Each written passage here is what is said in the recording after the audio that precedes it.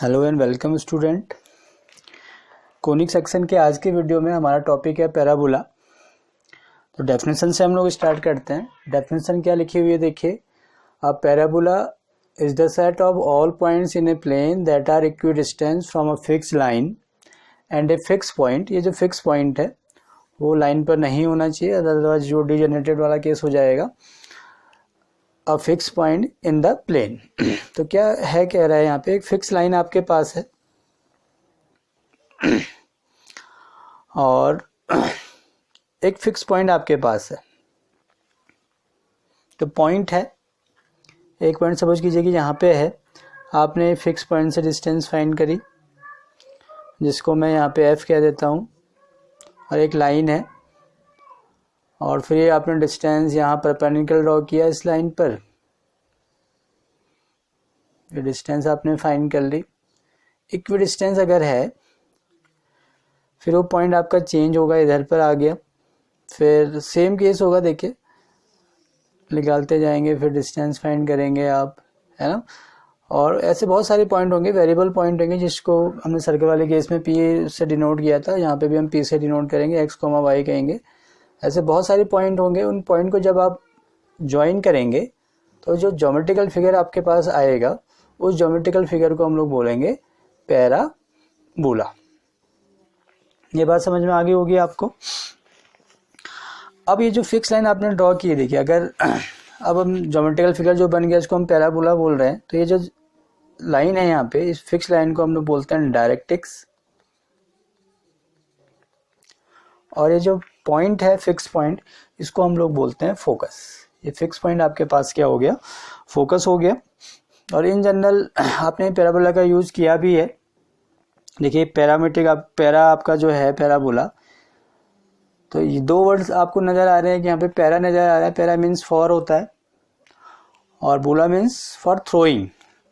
तो इस कॉन्सेप्ट का यूज आप क्या करते हैं, जब आप बॉल को थ्रो करते हैं और जो शेप आपको नजर आता है बॉल को थ्रो करने में, ठीक है, तो उसको हम लोग क्या करते हैं, वो जो शेप आपका बनता है उस शेप को ही हम लोग पैराबोला बोलते हैं। तो ये ग्रीक वर्ड में लेटर लिखे हैं पैरा और बोला, इसको कंबाइन करके अभी हम लोग यहाँ पे पैराबोला बोल रहे हैं। तो इसकी डेफिनेशन हो गई। एक बार फिर से मैं रिपीट कर रहा हूँ, देखिए क्या लिखा हुआ। Parabola is the set of all points in a plane that are equidistance from a fix line and a fix point not on line. Line पर नहीं होना चाहिए, इन द प्लेन। डेफिनेशन आपके पास आ गई। फिगर भी एक रफली आपका फिगर मैंने बता दिया है आपको। अब हम इसकी स्टैंडर्ड इक्वेशन में आते हैं जो एनसीईआरटी में आपके हैं, उसको देख लेते हैं।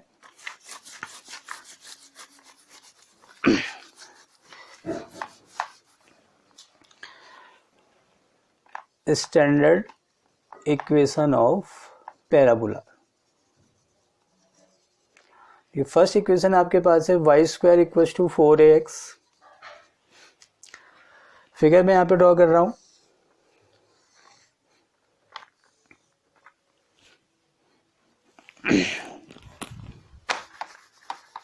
देखिए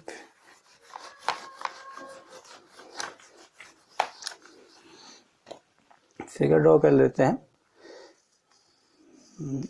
यहाँ पे नहीं ड्रॉ हो रहा है, यहाँ ड्रॉ कर लेते हैं। फिगर आपने ड्रॉ कर लिया है। Y square equal to 4ax होगा। तो ये आपका फिगर आपने ड्रॉ किया है। ये ओरिजिन है O, x axis negative x axis, y axis negative y axis. ये फिक्स पॉइंट है जिसको हमने F बोला था। इसके कोऑर्डिनेट होते हैं a,0।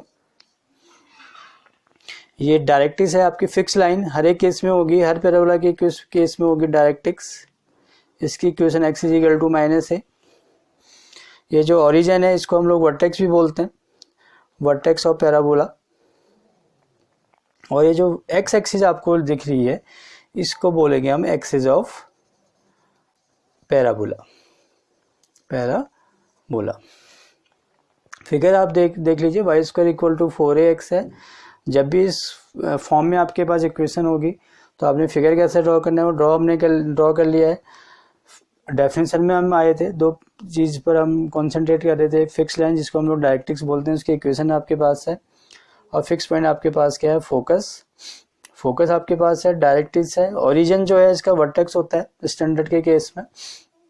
और ये जो एक्सिस है इसको बोलते हैं axis of parabola. Focal cord पर हम लोग आते हैं। फोकल कॉर्ड जो फोकस से पास होगा, ठीक है, ये यहाँ से अगर हम इसको ड्रॉ करेंगे, ये ड्रॉ किया आपने, और भी आप ड्रॉ कर सकते हैं। तो अब हम एक स्पेशल फोकल कॉर्ड के बारे में पढ़ने जा रहे हैं। एक फोकल कॉर्ड है जो परपेंडिकुलर टू द एक्सिस है, परपेंडिकुलर टू द एक्सिस। ये परपेंडिकुलर टू द एक्सिस मैंने फोकल कॉर्ड ड्रॉ कर दिया।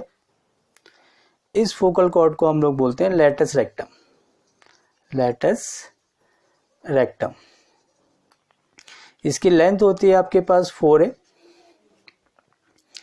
और इसके एंड पॉइंट्स आपके पास होंगे a, 2a, a, -2a।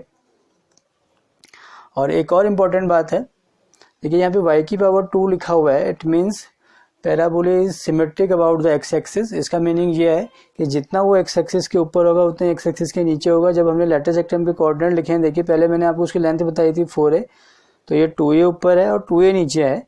तब इस पॉइंट के कोऑर्डिनेट जो इसके एंड पॉइंट है लेटस रेक्टम के a, 2a, a, -2a हो गया। ये तो पहली स्टैंडर्ड इक्वेशन है।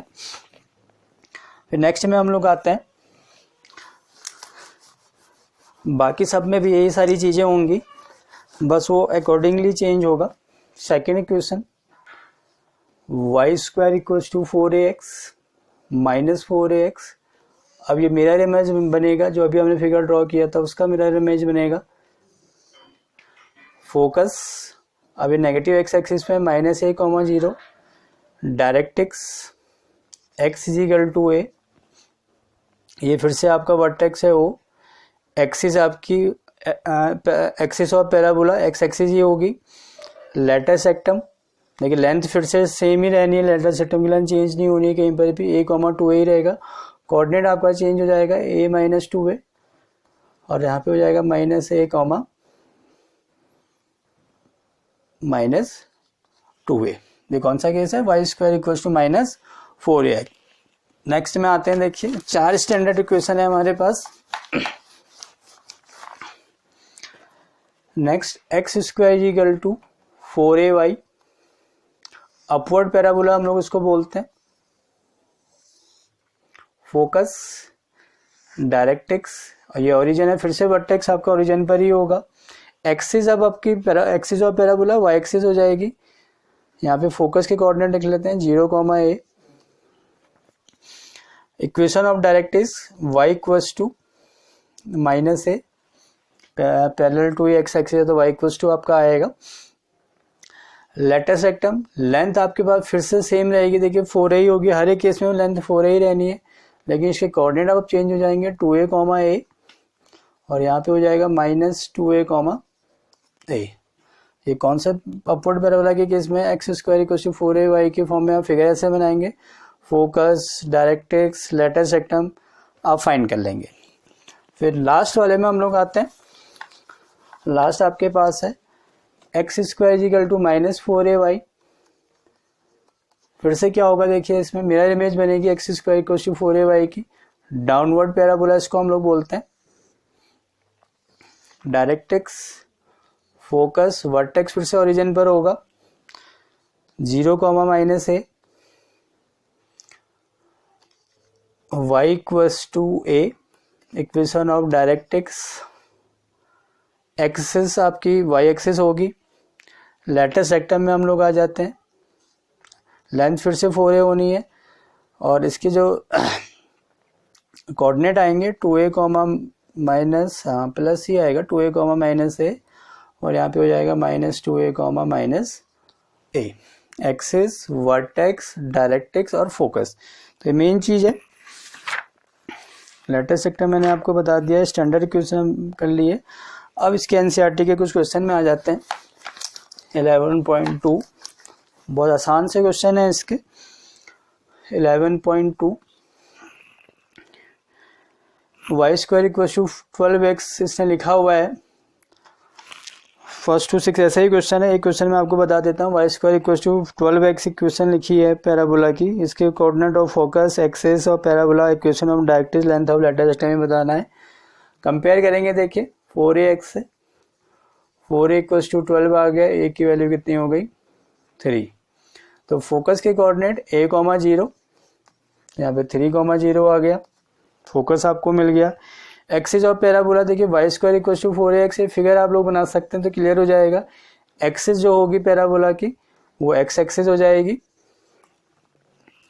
Equation of directrix x = -a -3।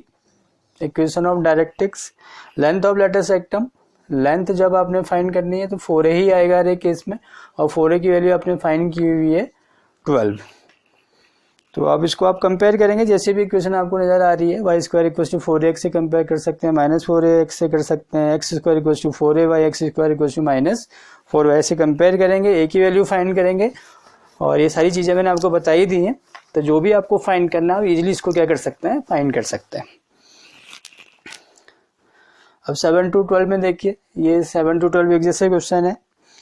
7 to 10 focus इसने लिखा हुआ है 6,0, डायरेक्ट्रिक्स x = -6।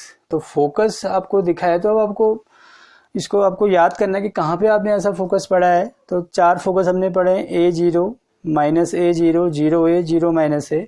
तो a,0 के फॉर्म में नजर आ रहा है, तो इसके रेस्पेक्ट में सबसे पहले हम इक्वेशन लिख लेंगे। इक्वेशन हो जाएगी y² = 4ax, और कहीं आपने ऐसा नहीं किया हुआ है। अब जब आप कंपेयर करेंगे तो a की वैल्यू 6 आ गई, तो यहाँ a की वैल्यू आप 6 रख लेंगे, 6 4 = 24x। तो ये बहुत आसान सा है, केवल आपने इक्वेशन को रिकॉग्नाइज करना है पहले, कौन सी इक्वेशन यहाँ पे यूज करेंगे। एक और देख लेते हैं, देखिए ऐसे ही 8th question. Focus 0, -3, directrix equation of 3। अब देखिए 0, -3, 0, -a। अभी आपने कहाँ पे पढ़ा है, इसको आपको ध्यान में रखना पड़ेगा। तो ये आपने इक्वेशन पढ़ी है x² = -4ay। कंपेयर करेंगे तो a की वैल्यू 3 आ गई, देखिए 12y, x² = 12y। तो बड़ा इजी से क्वेश्चन है। एक लास्ट हम लोग कर लेते हैं इसका क्वेश्चन, 11th क्वेश्चन। वर्टेक्स 0 0 लिखा है, passing through 2,3 and axis is along x axis. Vertex 0 0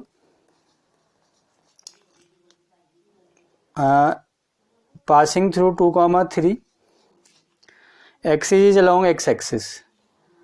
अब axis is along x axis लिखा है तो दो केस आपके बन जाएंगे। एक इक्वेशन बनेगी y² = 4ax, इसमें भी एक्सिस आपकी x एक्सिस होती है, y² = -4ax में भी होते हैं। अब इसने एक पॉइंट और दिया है, पासिंग थ्रू 2,3, 2,3 से पैराबोला पास हो रहा है। तो 2,3 से जब पास होगा पैराबोला तो इस फॉर्म में इक्वेशन होनी चाहिए। फिगर बना के आप ड्रॉ कर सकते हैं, कि फिगर ड्रॉ करेंगे तो 2,3 आपका फर्स्ट क्वाड्रेंट का पॉइंट है। जब इक्वेशन इस फॉर्म में होगी तभी वो फर्स्ट क्वाड्रेंट से पास होगा पैराबोला। तो उसके रेस्पेक्ट में हम इक्वेशन लिख लेंगे x² = 4ax। 2 3 से पास हो रहा है तो x की जगह पर 2, y की जगह पर 3 रखेंगे, 4 2 = 8x, x = a की वैल्यू आपके पास आ जाएगी 9/8।